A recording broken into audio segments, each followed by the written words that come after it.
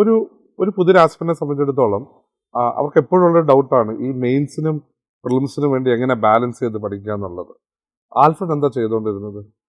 ആദ്യ അറ്റംപ്റ്റില് ഞാൻ പറഞ്ഞ പോലെ ഞാൻ കുറച്ച് ബാലൻസ് ഫിലിംസിന് കൂടുതൽ എംഫസിസ് കൊടുത്തിരുന്നു. കാരണം നമ്മൾ എത്രയൊക്കെ മെയിൻസിൽ പ്രിപ്പയർ ചെയ്താലും ഫിലിംസ് ക്ലിയർ ചെയ്തെങ്കിൽ കാര്യമില്ല എന്നുള്ളൊരു തോട്ട് എങ്ങനെ മൈൻഡിൽ മനസ്സിലിടുന്നത്. അപ്പൊ ഞാനൊരു ഫെബ്രുവരി തന്നെ ഒരു ഫുൾ ഫ്ലെഡ്ജ്ഡ് ഫിലിംസിനായിരുന്നു ഫസ്റ്റ് അറ്റംപ്റ്റിൽ ചെയ്യുന്നത്. പക്ഷെ ഇപ്പൊ തിരിഞ്ഞു നോക്കുമ്പോൾ അതൊരു മിസ്റ്റേക്ക് ആയിട്ട് തോന്നുന്നുണ്ട്.